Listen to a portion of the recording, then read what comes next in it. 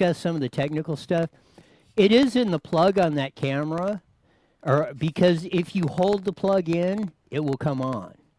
If you hold the HDMI one in, I found a little one that goes to that mini one, to the regular HDMI, but it's just USB. So I don't know if we have a USB to HDMI, we can try that other outlet and see if that fires it. But it's definitely in the plug, because like you say, if you force the plug, put pressure on it, it will light the camera up. So it's one of them. Either one of them little fingers is mad, or well, that's true. Is that so?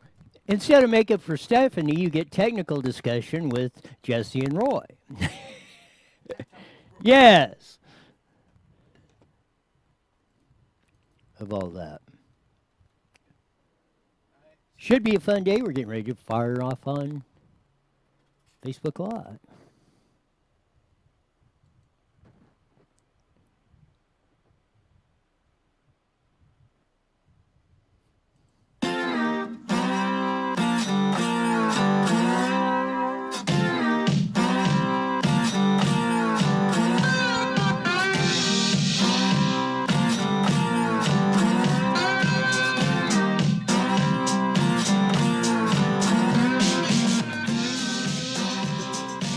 There's that funky slide guitar music that comes on every Monday through Friday, live at 5 on Facebook Live and YouTube Live.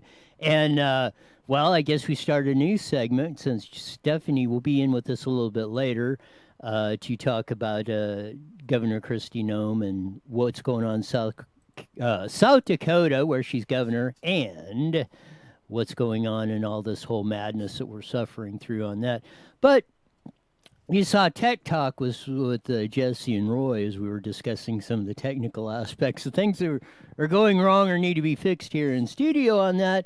But it's been a wild and woolly day for a thankful Thursday. And even so, even with all the madness that we suffer through and all this stuff a lot of the time, and it seems like you drive you crazy. You're still in the greatest country in the history of not only of the world right now, as of all recorded history. So we do have stuff that we need that we should be talking about.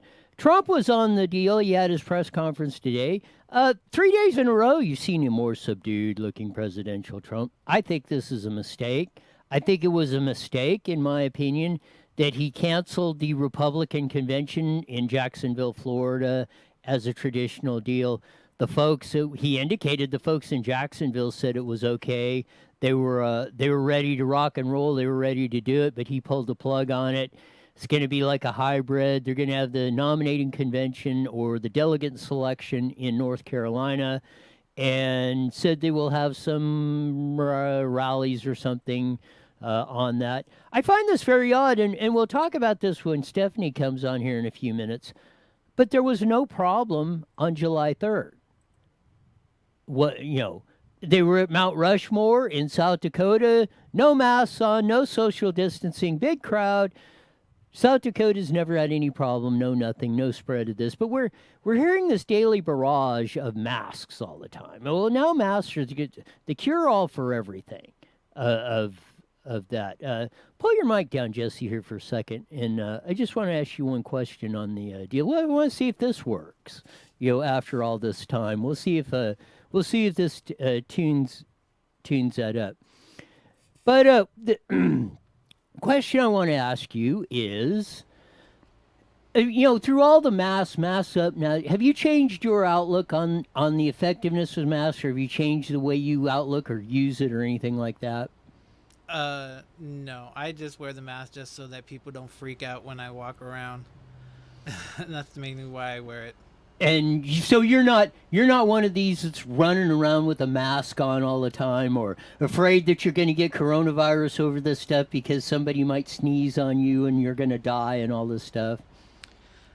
No, I'm not really afraid of it. I mean, as long as people aren't sneezing on me, stand back. But yeah, I'm not going to be freaking out and covering my whole body with hand sanitizer at the end of the day. That was a good one. Yeah, that was apropos for what's going on because you got ever increasingly, and I mean, Trump was saying about it. Michelle Steele, the chairwoman of the Orange County Board of Supervisors, was on today, going on about this, that, and the other. Yeah, you need to wear masks. Where before it was like, Trump was like, well, wear a mask if you want, no big deal. Probably not effective. Now masks are curing everything. And I just wonder how much of society is really, I mean, really buying into this and not, because it looks like to me that we're they're trying to really push this whole mask thing, the lockdowns, everything's in trouble, yada yada yada. When there's just a few hot spots, mainly in the Southwest and a few areas in California and in Arizona and Texas on the West Coast and stuff like that. But as the chart President Trump put out there, most of Southwest, south of Riverside County, is in the white, which was hardly no cases. San Diego County was. You see a slosh across top of Riverside County. I guess you'd say the north side, San Bernardino County, down into L.A. County, where there's not in the red zone, in the pink zone. And you see hot spots in Arizona, a couple spots in Texas and Florida and around the south. Most of the rest of the country is like in the white, no problem. New York area and all the Northeast, it was exploding on all this stuff. So this whole big panic that's going on still, we're in less of a problem than we were 2 months ago, but now we're acting like it's worse, which is absolutely crazy, which gets back to the same thing of what Trump was talking about, was opening up the schools. And Governor Bill Lee of Tennessee was on it, and he said the same thing. This is Ron DeSantis. He was on there, and he's back. He's in Florida, where they're saying all this stuff is going crazy. He was saying that Okay, thanks. it's muted, but he was saying that it was all across the board. We're doing it. Open up the schools. Trump said open up the schools. This is Ron DeSantis, Florida governor, saying the same thing here today. Made a statement about education and how important that is. Our kids are ones who, they're the least at risk for this by far. They're the least important in terms of transmitting the virus, and yet they've really suffered a lot under the control measures that have been put in place since mid-March. And so that is a real problem. And I believe we need to give parents the options to get their kids back into face-to-face. If a parent doesn't want to do that, then they should absolutely have the right to do distance learning. But the problems that will mount by keeping kids out of school indefinitely, I think will be really, really significant. And so as we deal with the coronavirus, we got to understand that there's still all these other issues in society haven't gone away, and we need to continue to. So there you go. There was Governor Ron DeSantis on the on that. Trump said the same thing. Again, Governor Bill Lee of Tennessee said the same thing. You got to get the kids back in school. There's no reason to have kids out. And not back in class. And that's in Florida, where everybody's saying, oh, it's exploding, and and there's no real problem with, okay, the coronavirus cases are up, no big freaking deal, deaths are not going crazy, they're way down, all this stuff. All this running around like a chicken with their head cut off is absolutely incredulous of what's going on this whole stuff.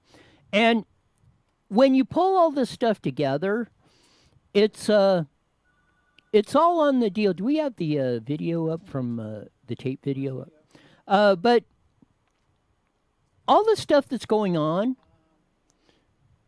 it's absolutely 100% out of control. There is absolutely no reason for us to be. I don't know where the echo's coming from out there, but. We'll continue on the deal, because here's the point, and Trump put it out, Bill Lee put it out, Ron DeSantis put it out.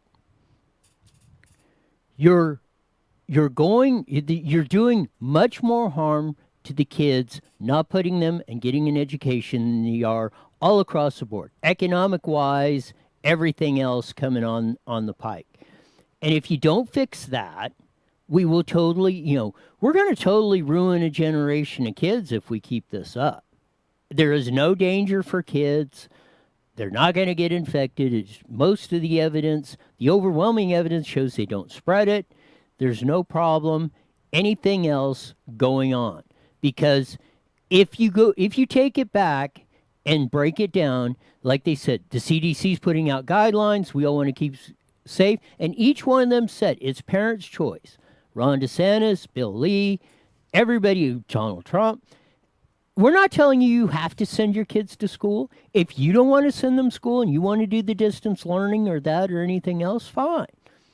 Do whatever. But Trump had a great point, and I want to pick up on that, is when we get to the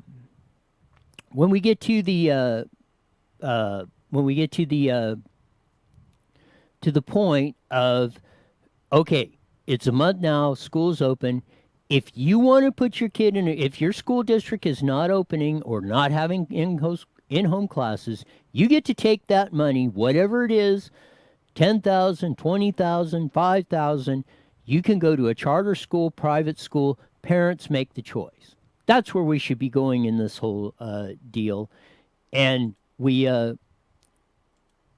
furthermore, if we don't run on this stuff and we don't do that, then the government's really raising your kids. Bottom line, if you think parents are responsible for kids, then they should be making the choice of where their kids go to school and how they go to school. And this is what me and many others have been advocating for.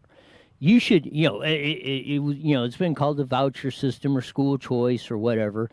You should get that money. The parent, okay, if we're going to have a school system, we should have competition, we should have choice. And I think even if some of the good things that can come of this, everybody's got a choice. You want to homeschool, you want virtual school, you want to have a combination hybrid, anything else going on, this is your choice. You get the money, here you decide. You want to put them in a private school, you want to put them in a religious school, charter school, you want to put them in a STEM school, you want your kid to be the hyper genius, Einstein, Elon Musk, whatever of that. You should dictate that.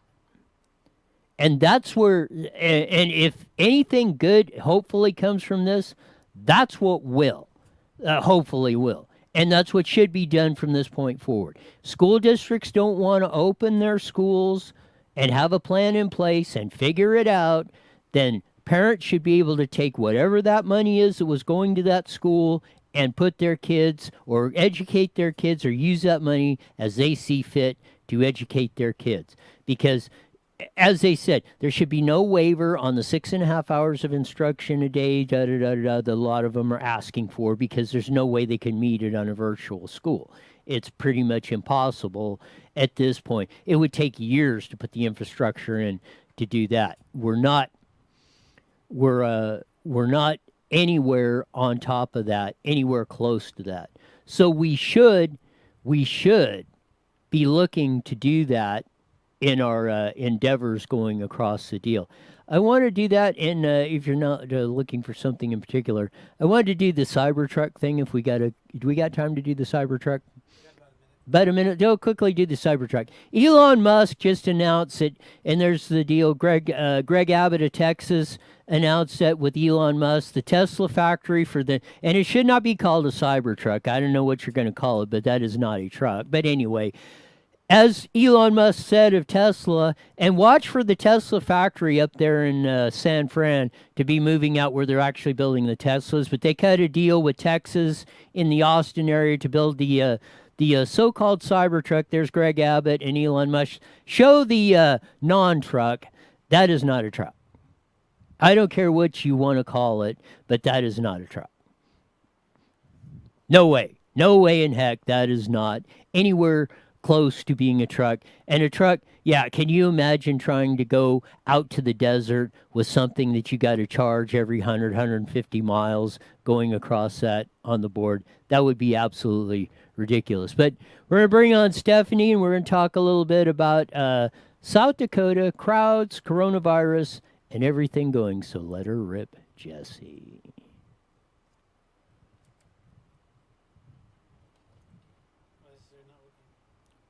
I don't know. What do we not got turned on? Okay, something is not. Oh, something's not turned on the sound. You hear a lot. There Oh, you well, go. We got to be safe, and we're making decisions, science and data, and da da da da da. We have a lot of science and data. We went through a lot yesterday on the schools. Let's focus on the United States. Okay. We have 50 states, or 57 like Obama said, but we have 50 states of that. You know, each one's done their own thing a little bit on this whole coronavirus stuff. But one state, South Dakota, has not locked down, has not had any sort of restrictions per se much. It pretty much left it up to the people in that recommendations, but no lockdowns, no mask orders, no social distance, no stay-at-home orders, or anything else. Consequently, South Dakota has a very, very, very low death rate per capita down on the bottom. It's like we went over the stats yesterday. California's got the most cases of any state. Well, yeah, we're the most populous state. On top of that, big deal. Per capita, oh yeah, we just surpassed New York. Well, we're twice as big as that, but we have 4 times as the amount of 4 times less the amount of death in raw numbers and 8 times population per capita. There's no big deal in that. So I don't care if all 40 million of us in California were affected with coronavirus. Who the heck cares if it's not this major thing that's going on? And why was New York doing that and da-da-da-da-da?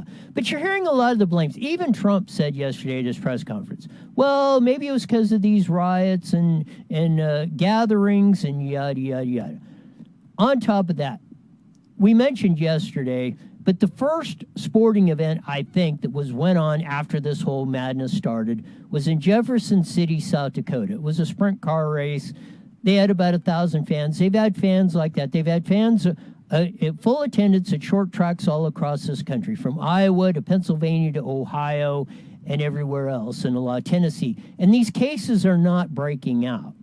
So why is this the case? And we all saw on the 3rd of July at Mount Rushmore with the president there and all the people, and nobody was social distancing, nobody had masks on, nothing, and we have no outbreak in South Dakota. So here's Governor Kristi Noem in South Dakota on Fox News with Steve Ducey to explain the other side of the story. Coast to coast continued to debate reopening plans amid the pandemic. One state, South Dakota, never closed. Yesterday, they reported 42 cases and 4 deaths, and about 87% of their total cases have recovered. The governor tweeting that, quote, the call to apply a one-size-fits-all approach is not leadership. Here to explain is the leader of South Dakota, Governor Kristi Noem. Good morning to you, Governor. Good morning, Steve. Good to be with you. It's good to have you as well. South Dakota never did close, and you were emphatic about that. There's not been a mask mandate. I know you took a lot of criticism because of the Mount Rushmore event. Were there any breakouts after that? No, actually, we're doing really good. We would start to see that a few days ago, and we continue to decline. I think what we did here in South Dakota is really remarkable because we gave people their freedom. We let the businesses stay open. We let people go to work. We told them to be smart. And we also asked them to be personally responsible. And we're seeing the benefits of that each and every day in South Dakota. Stop right Sure. there. And I know that you were with us a couple of months ago talking about how... We got for the, that you heard that. We trust our people and that word, freedom. I'm perfectly... all of this stuff. If you want to wear a mask, if you want to social distance, if you don't want to send your kids to school, you're afraid of this and da-da-da-da-da, then stay home. Or don't send your kids to school or don't go anywhere. That is perfectly fine with me. if there was, this is no 1918 pandemic, which struck the younger people, or the Korean flu in 68. Yet we had Woodstock and everything else, and and we didn't, there wasn't even hardly a peep about this stuff. Right. Now we're in this mass panic of that, everybody going, and everybody's trying to blame this. Well, why is it, what is it, why aren't we studying why it's working, why there was no death rate hardly at all in South Dakota? Why are we not studying why California is at 9 times less than New York? Why aren't we studying that instead of going, as Governor Cuomo said, of that, I don't trust the models, and we're still going that. We don't go with the real science or the real data. We just make this stuff up. Right. It's crazy. Here's Here's Christy Nome. How what you were doing was you were protecting the vulnerable, people over 65, and anybody with a comorbid condition. But at the same time, there were spots in your state that were trouble. Some of the packing plants, meat packing plants, were a problem, and so you addressed it that way. Rather than shut everything down, you were like a laser focusing on those. We did. In fact, we, according to the national experts, did everything wrong. We did what the people on the ground saw. We aggressively addressed those situations and came out better for it. So I really think the people of South Dakota stepped up. They did the right thing, and they trusted me. I trusted them, and they made the right decision. There you go, right there. She's awesome. Can we have her? I'll stamp that every day of the week and 9 times on Sunday. She's awesome. And that's the way it should have been handled. Like, I think it was, I believe, Dr. Kelly that came on and said, let's take care of and focus those that need it, and then let everybody else go to work and support those that need that help. Remember yesterday when we had Susan Shelley on, we touched on her article about Ayn Rand, the visionary lady. Right. I can almost guarantee you the way Christy, and I haven't seen it, I can almost guarantee you the way Christy Nome is governing and her philosophy and the practices she's doing, she has probably read every Ayn Rand book and studied that, because she is a visionary lady just like Ayn Rand was, and she's using those same principles. And that was Ayn Rand's deal. We trust you because you ultimately have your self-interest is ultimately what's going to control what you are doing, and you're the most concerned about you and your self-interest, not only to survive but for your family, kids, and everything else. Right. It's not the government. We went through the mask and everything that they do that's screwed up. Don't depend on somebody else, because once you do that, you take away your freedom, you take away your opportunity. Exactly. I really like that, Governor. I really wish ours would trust us a little more to make those decisions. There you go. Here's more of Christy Nome. In addition to running the state of South Dakota, we've got some images of you over the weekend. You were at a professional bull riding event. It was the first major indoor sporting event with fans since March. How important was it to you that you would ride in bringing the flag? Well, that was America. This was the first major sporting event indoors with spectators. They prayed before the event. They sang the national anthem. I was just proud to be there. This was a perfect example of what makes this country great. And these people are athletes. They wanted to do what they were good at. And it reminded all of us about how special this country is and how important our liberties are. Indeed. And as we look at the COVID numbers, they are staggering. But if you had advice to other governors real quickly, what would you say? Trust your people. Don't lay down mandates that are going to hinder the ability that they need to really get through this difficult time. Trust them, give them the facts, let them make decisions that are right for their families. Indeed. All right. Governor, thank you. Your reaction. I love her. I'm moving to South Dakota. No, that gave me goosebumps. That gave me chills. Really, it did, because she's amazing. Why do you? That was beautiful. Why do you think I talk about? I hate our governor. That's exactly. See oh this. Oh my God! Now that's exactly the reaction I was looking for. Now I'm mad. No, because when you were before you heard all this, you're like, oh, Gavin Newsom. Oh, Who's cute? yes. Oh, he should be president. No, I never said that. Well, no, I mean, but would that never. you hear that all the time, drives me insane.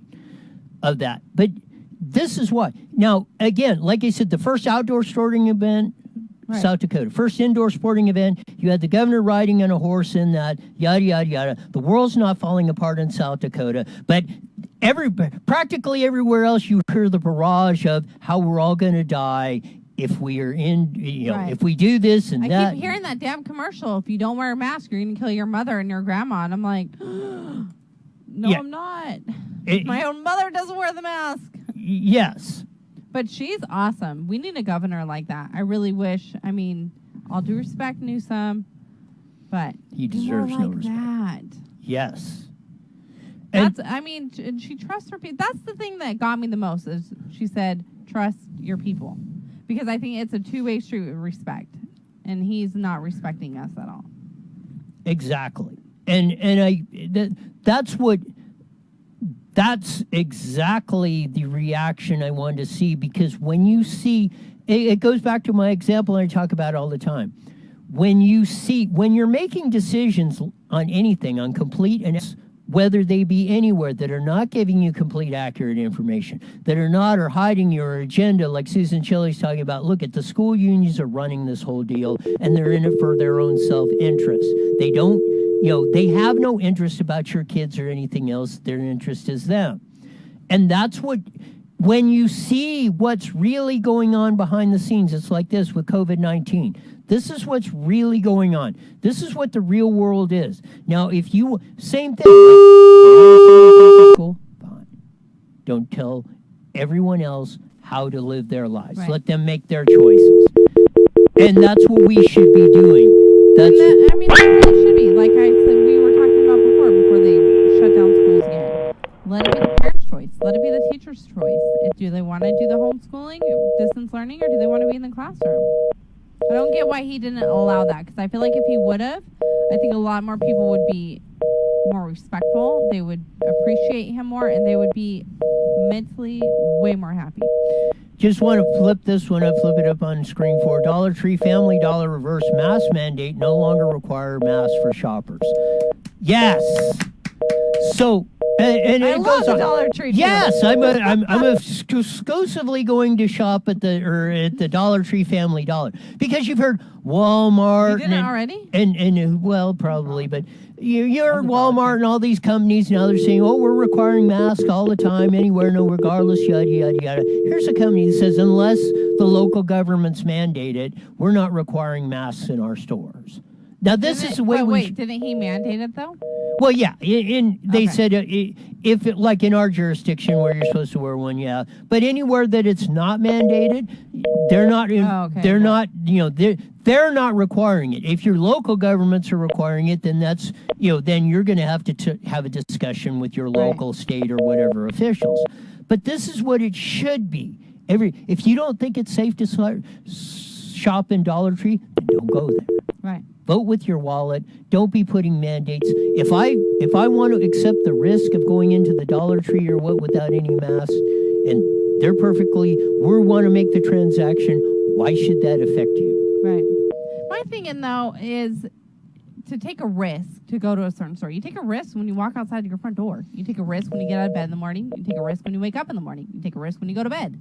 Like, it's so dumb. You take a risk every day. You're making me mad. You know who you're sounding like.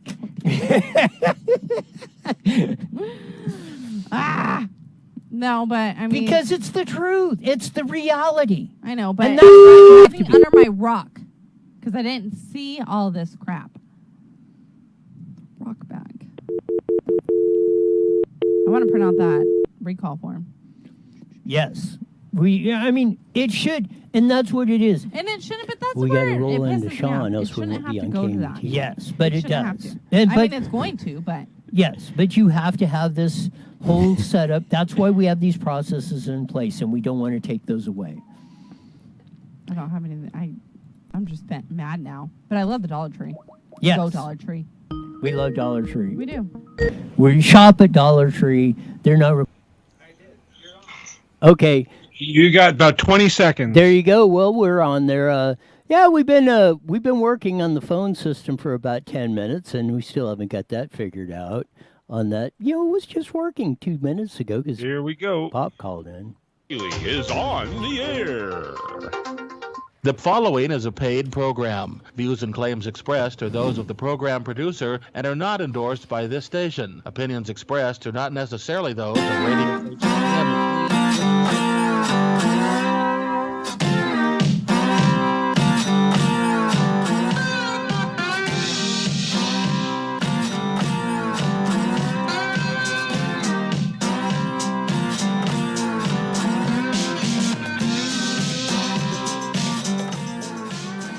There's that funky slide guitar music that comes on every Monday through Friday, live at 5:30 on KMET 1490 AM. That we've been working on the phones. We were supposed to have Richard Ryder on, and he had some interesting stuff to talk about. He had a very interesting take on what was going on in the federal buildings on that, but we'll soldier through on that. And maybe, who knows, maybe a miracle will happen and these phones will start working again on the setup. But very interesting day. We ran through some of the stuff that was going on today on that. Again, to update all of those who have joined us on KMET 1490, Trump at his press conference announced today that he has canceled the Republican nominating convention for president in Jacksonville, Florida. They're going to move the nominating convention to North Carolina, where the delegates will be, but there will be no traditional style convention or anything like that going through the deal on that. And it's that, I think, and I said it at the top of the hour, I think that's going to be a big mistake.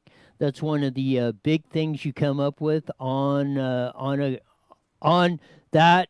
Gets the troops rallied up, gets your base rallied up on that. The residents of or the fathers and all the people putting the convention in Jacksonville, Florida, said we could do it, no problem, we'll figure it out. But Trump cited safety concerns on that, which does have me a concern about what Trump's doing. I mean, the past 3 days of his press conferences, he's been very nonchalant, very subdued, not Donald Trump. I think that's not a way to do this. I think that Trump is Trump because he's Trump, and that's what we're doing on the whole system on that. So when you look at it and you go for it, it's I think it just gives me a sinking feeling on this whole thing that Trump is going to this thing is breaking Biden's way. I mean, you would be at this point. They would be roasting Donald Trump, or they would be roasting Joe Biden for all the gaffes, and it looks like, just from the layman's point of view, it looks like he is not in control of his full faculties. And we would be talking about conventions and politics and everything now. And now it's COVID-19, like we're talking about whether our kids are going back to school or not. And that's where we're looking at all this stuff and going, and we're having these discussions, and we're talking about coronavirus and shutting down in our economy and instead of preparing for that and normal operations of going on.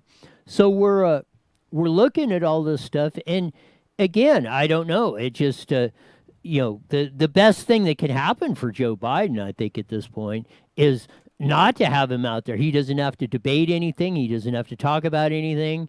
Nobody's asking Joe Biden any questions at all. He can call Trump a racist like he did, and no repercussions, no anything off of this stuff. It's absolutely incredulous of what's going on. But we were talking about, and we had we've discussed the stuff about Portland going on and the lawlessness going on, and nothing, almost 60 days and they're still burning stuff and talking about that. But here's and this is just, I'm going to run the video of that and flash it up there, and this is no video, but this is from Andy No. He's been covering this, going back and forth. And there's just some of the stuff of them lighting the court buildings in place up there and turning them on fire. And that was one of the things that was going on the deal. And it's some of the things that was,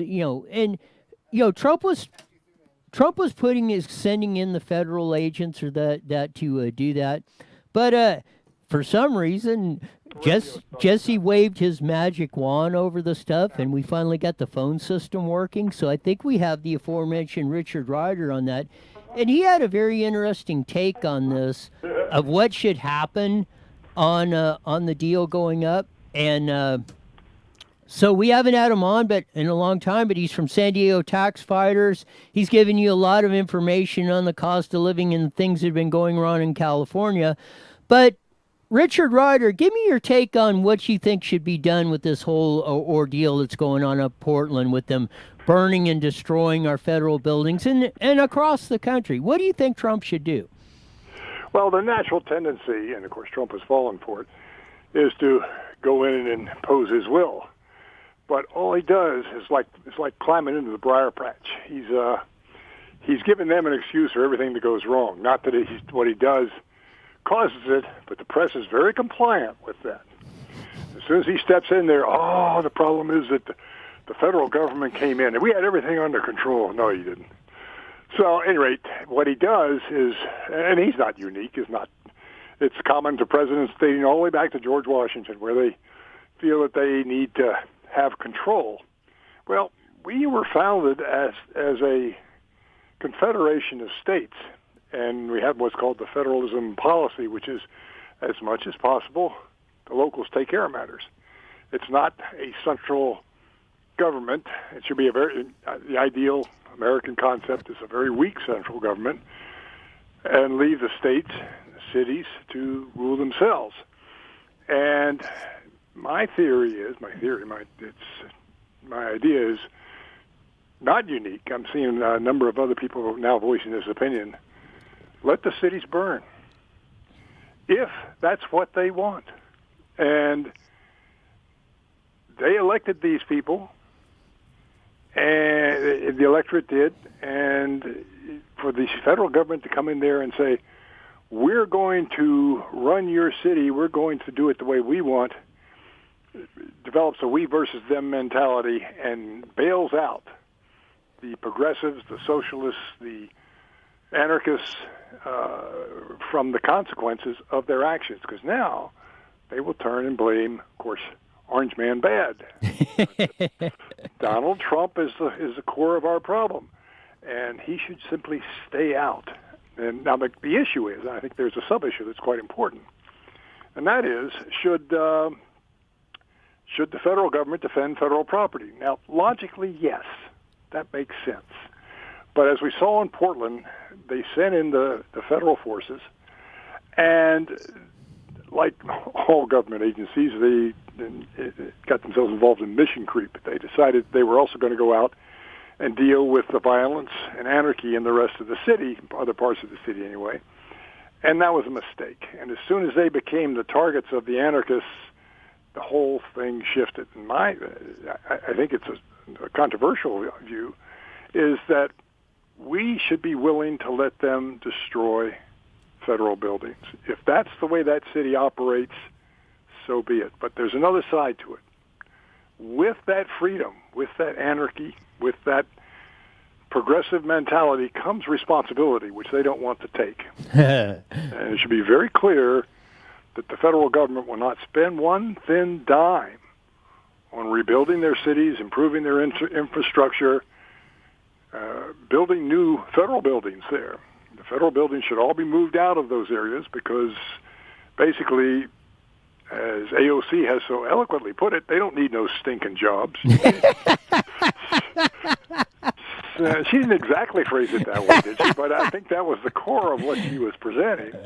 And so let's take them at their word, move the federal operations to cities that believe in law and order, the property rights, the right of citizens to pack heat. I think that's important.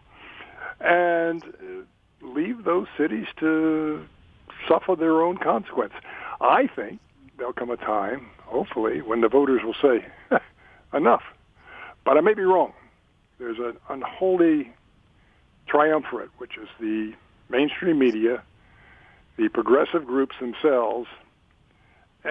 It's frustrating to see this combination. The third leg is the public employee labor unions, in urban scenarios. So you take those three, and they rule. They control those cities. But the electorate allows that to happen. And until that changes, we should let them be. Let's let federalism take its course. And if somebody wants to have a sane city, great. If they want to have an insane city, okay, their call. I kind of had the same reaction, or you stated. Yeah, the federal, okay, if they're if they're destroying federal property, because that encompasses all of us in the 50 United States. All of us citizens have a stake.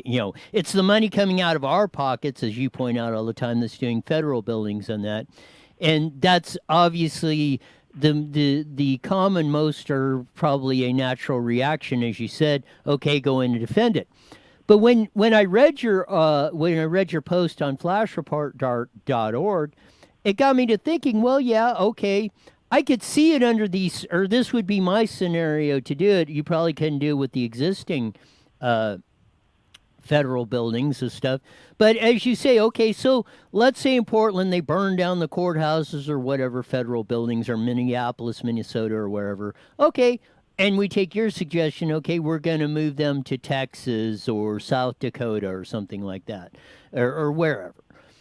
So I would say, okay, if we're going to build them in there, we're going to require the municipalities or something to insure those buildings.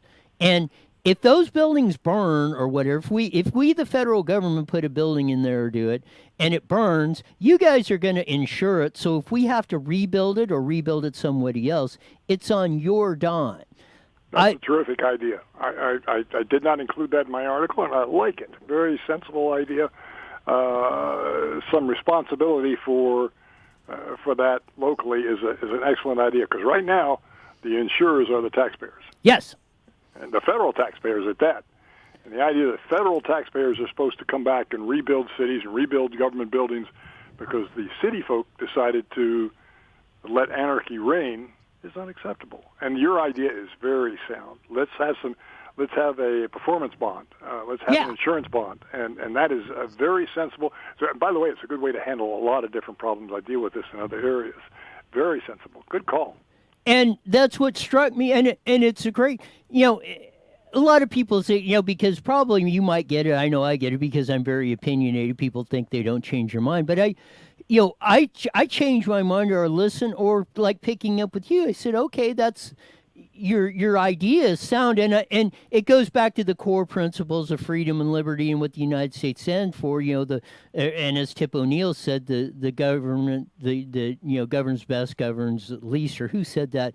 All politics is local, is what he said, and it's more that. But who said whatever on the part of that? And I agree with that. And really, when you boil it down, you're right in what we should be doing. Okay, in the situation we got now, we got to rebuild it. Whatever. Okay, we'll rebuild it. Let's say we'll take the federal court. Most of Oregon, sans Portland, Eugene, is very conservative, or this stuff wouldn't happen. So we move the federal courts into rural town, which would probably be jumping for joy to get those jobs in and everything else. And they would probably gladly put up a performance bond or a insurance policy to have the federal government move the federal courts in there. Problem solved. And then if this thing ever does get out of control 20 or 30 years later, like you said, the citizens of the United States, are not the insurance policy or bailing this stuff out. The municipality that allowed this, or government agency that allowed this to happen, like it is in Portland, is the one that's responsible for it. Agreed. There is one thing I should add, is that if the governor or the city politicians say, we need help. This is beyond our capability to deal with. We want the federal government to come and provide law enforcement that we find we are inadequate in that category. That's fine. At that point, then the federal government can respond, and I could see that's a role they could play. But of course, what's happening is Trump is unilaterally responding with the best of intentions, but he's going into that briar patch. Every time he does that, the mainstream media will go wild. He will be in a terrible situation. I think it's really an interesting concept that he should actually go public and say, okay, I mean, you could probably phrase it better than this, but basically, if you want your cities to burn down, that's not what we are about. If you don't want our help, we're not going to provide our help. But let me just give you the other side of that equation. You ain't getting a dime out of D.C., not a thin dime. We're not paying you anything. And I think that resonates with most of the country. I think the last thing people in mainstream America want is to pay for the destruction caused by the ineptness and the incompetence, the downright hostile attitude of local governments. If they got themselves into that bind, the last thing we want to do is say, don't worry about it, the federal taxpayer is going to make it up. And I think that's a real winning issue for Trump to run with. I think he should really emphasize it for this November. I think that's the people that aren't showing up in the surveys, who are unhappy with what's been going on, and that's what he has to appeal to. I kind of think, and I hope he sticks to his guns. And it kind of, when go back to the coronavirus thing, and especially California and stuff. Before and I mentioned at the beginning of the show a little bit, I was a little bit concerned of the tact he's taking. But about a month ago, when Gruesome Newsom was up there whining and complaining we need federal money and that, and he was saying, don't expect us to be bailing you out. And I agree with you. And that's what the Constitution says, really. The federal government should not be bailing out the states or municipalities on all of this stuff. And what are we doing? We're causing, $2 trillion, $3 trillion, who knows how many trillion debt we're creating the federal government for the municipalities and states over coronavirus. Exactly correct. And I think, I hope he has learned from the Portland experience to just stay back, let them demonstrate the folly of their progressive paradise, and let them suffer the consequences. That will resonate with America. That will resonate with most voters, and he should really just hop on that issue, because it's extremely important that he be on the right side. And the best side he can be on is say, you guys got what you wanted. Congratulations. And it can be better phrased than that. The concept is one that people understand. It is, and it kind of concerns me. And I don't, it just came out at his press conference at 2:00 this afternoon. He announced that he's basically canceled. He canceled the Republican nominating convention in Jacksonville, Florida. And they're readjusting this stuff. I've come out and I've said, people accuse me, oh, you're a Trump bootlicker and stuff. I said, bad move. The people of Jacksonville said, we can hold the convention, no problem. We can work out all the details, yada, yada, yada. And he said, no, citing safety concerns and all this other stuff, that I just get an uneasy feeling about that. And more of like what you're saying. And I agree, if he would stick to the tact, like he started with California and other Democratic municipalities and states, saying this is where the problem is, don't look to the federal government bailing you out. We're going on with the convention. We're resuming normal operations. I do agree. He did emphasize schools should be open. And even more, the part I agreed with, he said, and I'll get your take on this maybe too, is he said, if schools are not opening in your district, the parents should be allowed to have whatever money that was and be able to go to a charter school, private school, or whatever. If you don't want to open up the schools, fine. If you teachers are scared to go in, fine, or whatever. Then don't take the choice away from the parents to have their kids educated like they see fit. Exactly right. And if that was the consequence, if people started to recognize, like Sweden has of all places, 1992, Sweden went to a full choice system. Basically, you could take the money they spent on a public school and use it to send your kid to any private school. And it was terribly controversial at the time. Now, everybody, including the Socialist Party of Sweden, and now accepts it. They understand this is a good choice. It gave greater choice to the public, and what it did is also improve the public schools. But if that is the consequence, and I don't think it will be, although I wish that it happens, if people start to really appreciate the concept of choice and alternatives to central planning and government diktats, I think this would be, I hate to call it a successful virus. Yeah. It's like World War II. Well, at least we got better planes out of it. There are some positive concepts that come out of it, but at terrible cost. But if we end up with a society that believes in choice, oh my, what an improvement that would be. I said the same thing earlier. I said, if there is something, hopefully if there's something good that comes out of the coronavirus, if people do accept more responsibility, or you do get more choice, or we do have less central planning, and I agree with the concept, if we would get down to that, you should have to live with the choices you made. If California made bad choices, and our school system, as you pointed out, I pointed out many times, and many others, we were number one in the country starting in the 90s, and everything, economics, education, quality of life, everything else. And now we're down in the bottom, and now we're expecting the federal government or somebody to bail us out. Well, if you elected, and you, the 40 million people of California, elected and put this in as your government over these many years and continually went that way, you know what? You ought to have to live with the consequences. And if you want it to change, you change that at the ballot box, not looking for a handout. Agreed. I think it has to get worse before it gets better. And I guess that's the optimistic concept, because it's going to get worse. I don't care what they do in Sacramento. They're going to screw it up. They continue to screw up. They're going to do. And every time they make a mistake, their solution is, well, we need a heavier hand. We need more. We need to make people. And there are actually a couple jurisdictions in America that currently require the use of face masks in the home. Now, that's how crazy they can get. Well, we've got to stop this. We need to take the next step. We need to go to the next level.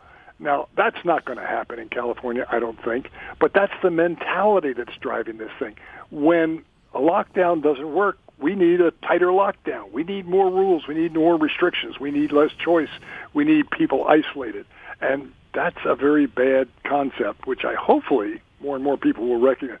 The disease is very real. By the way, this disease is a geezer disease. I'm speaking. Yes. But if you look at the California figures, less than 5% of the people who die are under age 50. Less than 5%. Here's another interesting figure.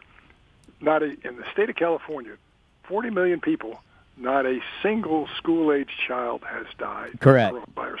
Not one. Not one. I mean, that's just an impossible concept for people to grasp. It just doesn't happen. The deaths don't start to pick up until after age 50. Prior to that, the influenza is common influenza is a far more dangerous and lethal disease. For geezers, different story. Yes. Different story. But that's not what the schools are dealing with. They're dealing with kids, and the kids' education is paramount. We are not meeting the needs of our kids, but we are, as taxpayers, paying for teachers who work 10 to 15 hours a week from home, and call that providing an education. It's been far too long since I've had you on, but we'll do it again real soon. Thanks a lot for being on, Richard Ryder of San Diego Tax Fighters. Thanks for calling anytime. You got it. Bye now. There you go. That was Richard Ryder on that. I agree, and hopefully, and I get the broader concept of what Richard's talking about is something I've said a lot. I hope we get to that point of where you are responsible. I think if that.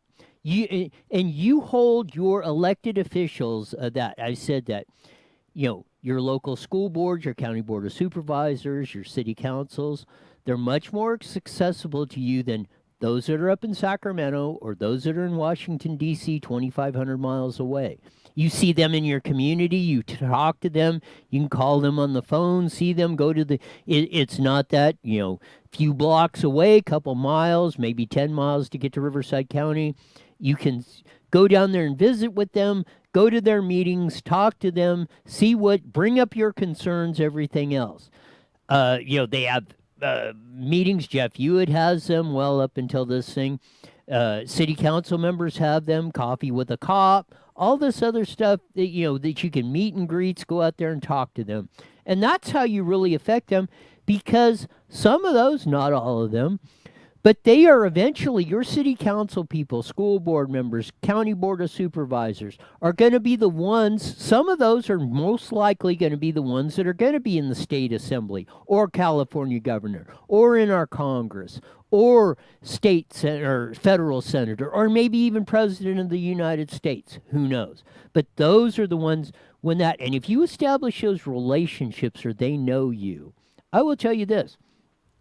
One thing that if somebody knows you, even if they don't agree with you, they're more likely to listen to you, especially if you've been respectful or that.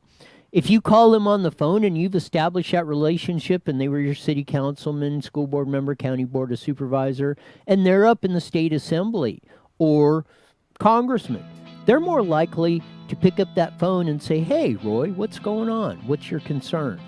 That's how you make effective change, and ultimately, you are responsible for your life. Don't blame somebody else for the conditions not only in your life but going on. We'll be back tomorrow on a Fast Friday. Stephanie will be in for the whole show, and maybe we'll lighten up the topics a little bit as we usually do on Friday. Until then, see ya!